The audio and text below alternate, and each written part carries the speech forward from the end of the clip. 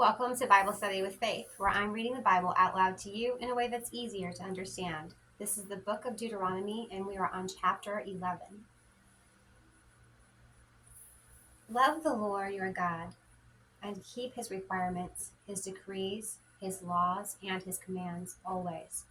Remember today that your children were not the ones who saw and experienced the discipline of the Lord your God, his majesty, his mighty hand, his outstretched arm, the signs he performed, and the things he did in the heart of Egypt, both to Pharaoh, king of Egypt, and to his whole country.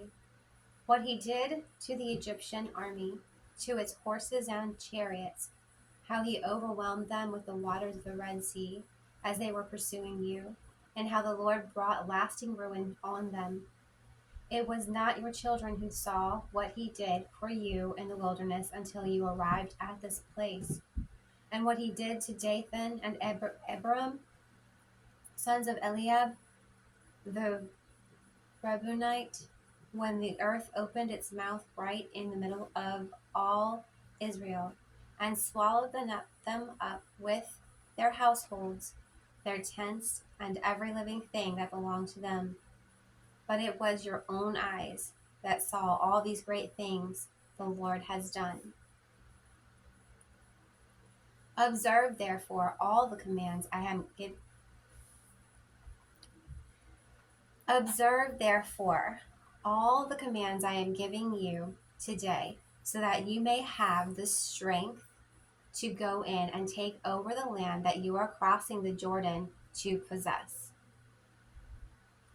and so that you may live long in the land the Lord swore to your ancestors to give to them and their descendants, a land flowing with milk and honey.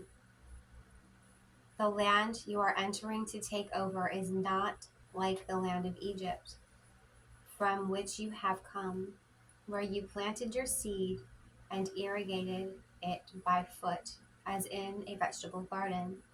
But the land you are crossing the Jordan to take possession of is a land of mountains and valleys that drinks rain from heaven.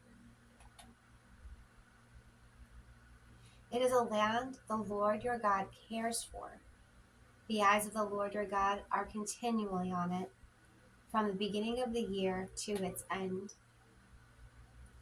So if you faithfully obey the commands I am giving you today, to love the Lord your God and to serve him with all your heart and with all of your soul, then I will send rain on your land in its season, both autumn and spring rains, so that you may gather in your grain, new wine, and olive oil.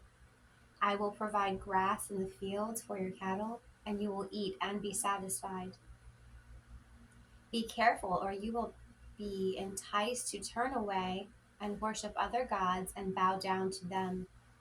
Then the Lord's anger will burn against you, and he will shut up the heavens so that it will not rain, and the ground will not yield produce, and you will soon perish from the good land the Lord is giving you. Fix these words of mine in your hearts and minds. Tie them as symbols on your hands and bind them on your foreheads. Teach them to your children, talking about them when you sit at home and when you walk along the road, when you lie down and when you get up.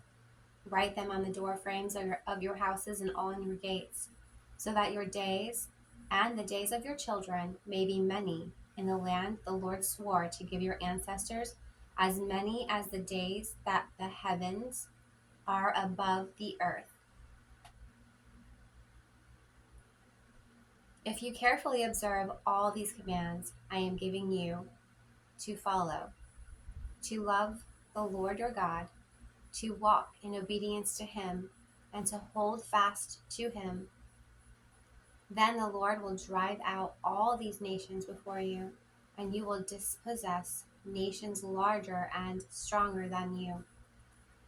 Every place where you set your foot will be yours.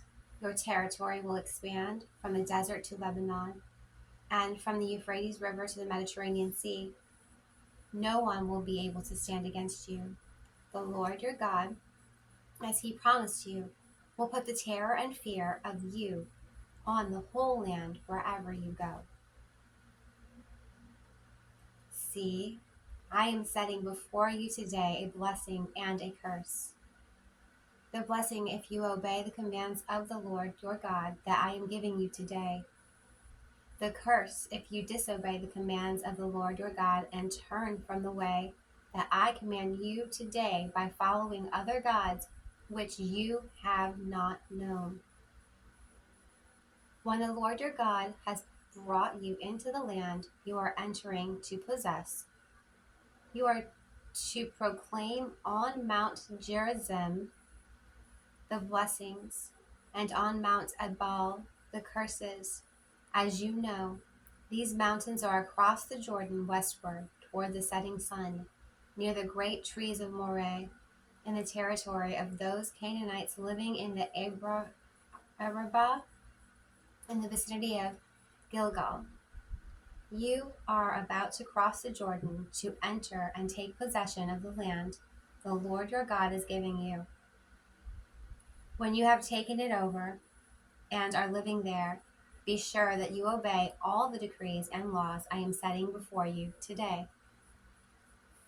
I'm still waiting for him to tell us the commands. Is he talking about the 10 Commandments, or are there some more specific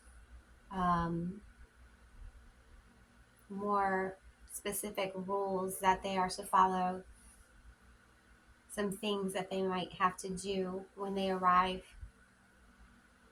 into the promised land? As I can see, they do have to climb up a mountain and say some words, just to recite some promises and some curses to help protect themselves and bless themselves at the same time.